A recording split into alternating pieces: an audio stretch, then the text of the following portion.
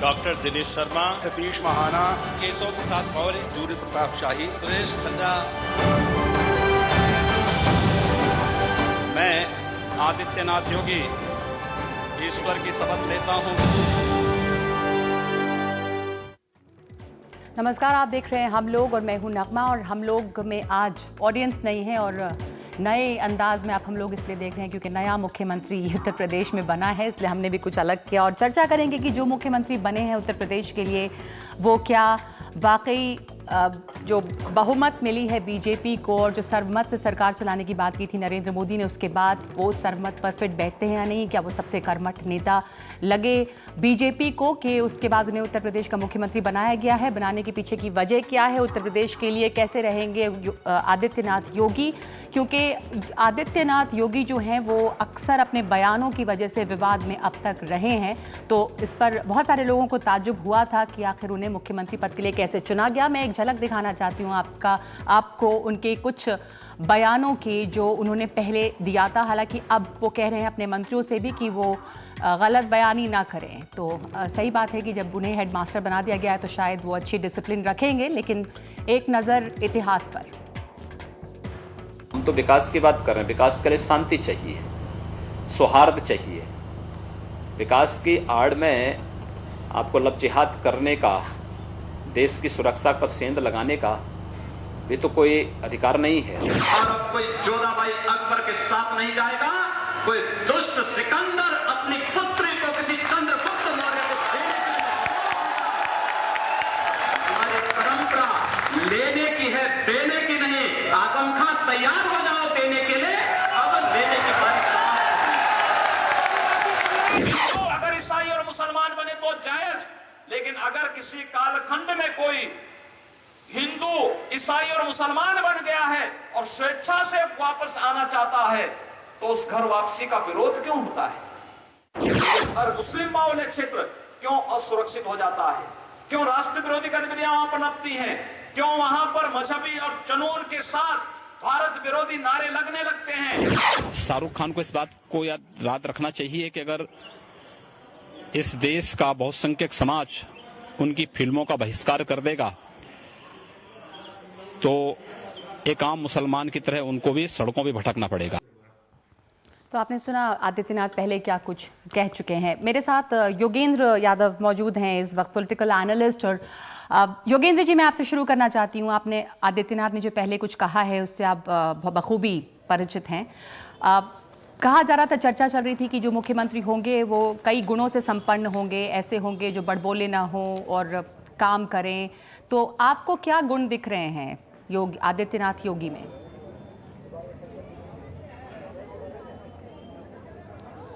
निधि जी, उन्होंने सिर्फ कुछ कहा ही नहीं है, बहुत कुछ किया भी है।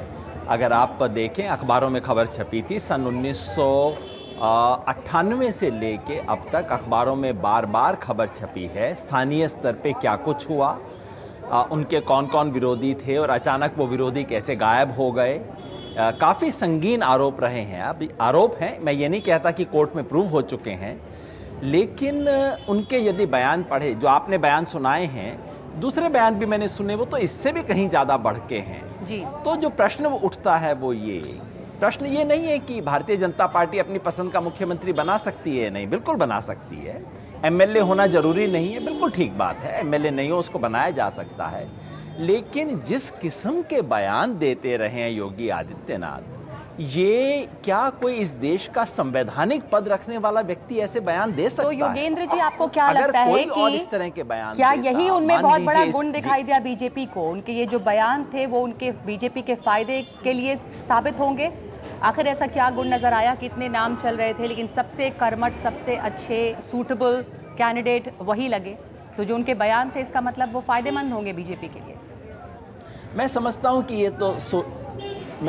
ये सोचा समझा एक ये एक कदम है। ऐसा इतना बड़ा सिलेक्शन, उत्तर प्रदेश जैसे राज्य के मुख्यमंत्री को चुनना कोई छोटा निर्णय नहीं है और जाहिर है कोई अनजाने में नहीं हुआ होगा। जाहिर है वो क्या करते रहे हैं इसके बारे में ऐसा नहीं कि नरेंद्र मोदी जी को और अमित शाह जी को पता नहीं होगा। ये सब कुछ जानबूझ के एक समझा हुआ कदम है और मैं समझता हूं कि ये 2019 को ध्यान में रख के ये उठाया गया एक कदम है और एक तरह से बिल्कुल साफ संकेत है कि भारतीय जनता पार्टी ध्रुवीकरण करना चाहेगी, सांप्रदायिक ध्रुवीकरण करना चाहेगी। भारतीय जनता पार्टी में एक अटल बिहारी वाजपेयी की लाइन थी जो था कि हाँ ठीक है, चुनाव में हमने थोड़ा बहुत कुछ बोल दिया, लेकिन जब सरकार में आएंगे तो हम संतुलन में रहेंगे, तब हम बिल्कुल सोच समझ के बोलेंगे। और अटल बिहारी वाजपेयी ने प्रधानमंत्री रहते हुए एक शब्द ऐसा नहीं बोला जिस पे आप एतराज कर सकते हो। लेकिन नरेंद्र मोदी बिल्कुल एक दूसरा चेहरा दिखा रहे हैं। वो कह रहे हैं कि नहीं, हमें परवाह नहीं है, बिना इसके हमने जीता है। और वो एक बिल्कुल स्पष्ट संदेश देना चाहते हैं कि हाँ, हम ऐसा करेंगे, हमारे साथ जुड़ें, जो ना जुड़े ना जुड़ें। तो ये बिल्कुल स्पष्ट सांप्रदायिक ध्रुवीकरण करने की रणनीति है जो बहुत दुर्भाग्यपूर्ण है। लेकिन निधि, एक चीज मैं इसमें जोड़ना चाहता हूं। मैं बाकी सब अपने सेकुलर मित्रों की तरह इसका कोई स्यापा, दुख, अफसोस नहीं करना चाहता। मैं समझता हूं इसके लिए अगर ये हुआ है, हमारे देश में अगर ऐसा व्यक्ति मुख्यमंत्री बन सकता है तो इसका दोष केवल बीजेपी को नहीं दिया जा सकता। मैं समझता हूं इस देश की पूरी सेकुलर राजनीति को इसका दोष स्वीकार करना पड़ेगा। सेकुलर राजनीति के शून्य की वजह से ऐसी स्थिति बनी है जहां इस तरह की दुर्घटना हो सकती है। जी, मेरे साथ कमाल हैं, इस वक्त हमारे सहयोगी लखनऊ से जुड़ रहे हैं। कमाल, योगेंद्र यादव जो बात कह रहे हैं कि ये जो किया गया वो सोचा समझा कदम है, जाहिर है, और 2019 को सोचकर ये कदम उठाया गया। तो कैसे देखते हैं आप 2019 को? आप देख रहे हैं कि यूपी में सांप्रदायिक ध्रुवीकरण बढ़ेगा। हालांकि आदित्यनाथ योगी लगातार विकास का नारा दे रहे हैं जब से मुख्यमंत्री बने हैं। अपने मंत्रियों को भी सोच समझकर बयान देने की बात उन्होंने कही है, पर आप कैसे देख रहे हैं आने वाले दिनों में यूपी को? देखिए, एक उनके एमएलए हैं जो उनके शिष्य भी हैं, श्याम धनी जी, जो वो कल जब योगी जी चुने गए हैं उसके बाद वो जहाँ पे उनका चुनाव हो रहा था उस बिल्डिंग से बाहर आए। तो हमने उनसे कहा कि आप हमको ये बताइए कि योगी जी क्या करेंगे, उनको क्या करना चाहिए प्रदेश के लिए। तो उन्होंने कहा कि उनका नारा हमेशा से हिंदुत्व और विकास रहा है। तो हमने कहा लेकिन हिंदुत्व तो एक धर्म की बात है, अगर वो जब तक मठ के कोई महंत हैं या आप पार्टी में हैं तो भी आप हिंदुत्व की बात कर सकते हैं, लेकिन जब आप किसी प्रदेश में मुख्यमंत्री होते हैं तो 22 करोड़ लोगों के गार्जियन होते हैं और उसमें बहुत सारे धर्मों के लोग रहते हैं, तो वो सिर्फ हिंदुत्व की बात कैसे हो सकती है? और 20% लोग यहाँ मुसलमान हैं जिनका आपकी पार्टी में कोई भागीदारी नहीं है, जो पूरा इलेक्शन प्रोसेस से वो बाहर कर दिए गए, वो उनको रखा नहीं गया, उसमें कहा उनकी विनेबिलिटी नहीं है, तो 403 में से किसी मुसलमान को टिकट नहीं दिया गया।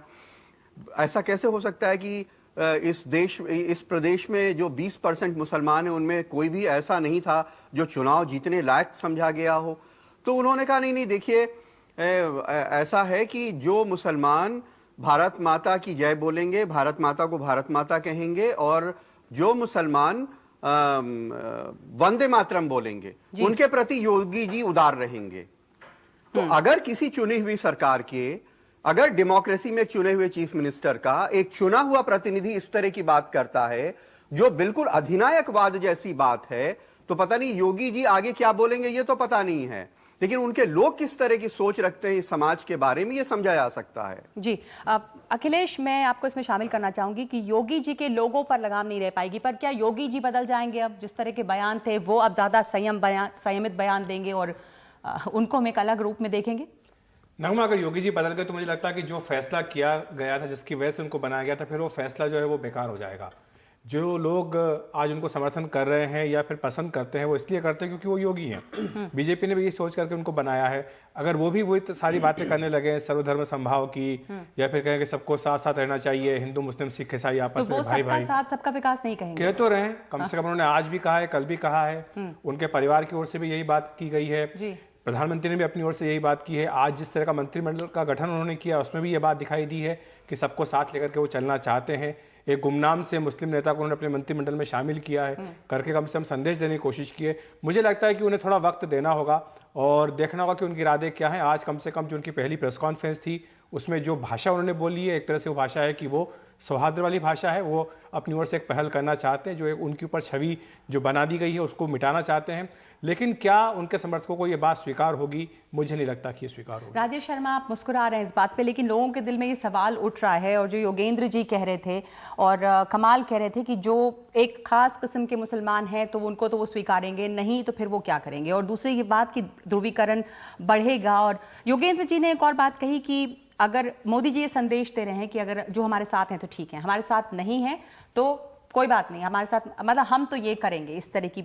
तो वो जो हिंदुत्व का चेहरा अब नजर आ रहा है वो उस दिन नजर नहीं आया था। विक्ट्री परेड जिस दिन हुई थी, जिस दिन 325 सीटों की घोषणा थी, आप भी यहाँ थे, मैं भी यहाँ, हम लोग ये चर्चा कर रहे थे कि मोदी जी ने बड़े स्टेट्समैन जैसी बातें की थी। जिन्होंने वोट दिया उनकी भी सरकार, नहीं दिया उनकी भी सरकार, पर जो शख्स अब उत्तर प्रदेश के मुख्यमंत्री बने हैं वो इस तरह की छवि बिल्कुल नहीं रखते। ये आपको कहीं नगमा जी गलत लग रहा है। ये 1998 में पहली बार इलेक्शन जीते थे, तब 25,000 वोटों से जीते थे 26 साल की उम्र में। उसके बाद में ये 1,42,000 वोटों से जीते हैं, उसके बाद 2,20,000 वोटों से जीते हैं, 3,12,000 वोटों से।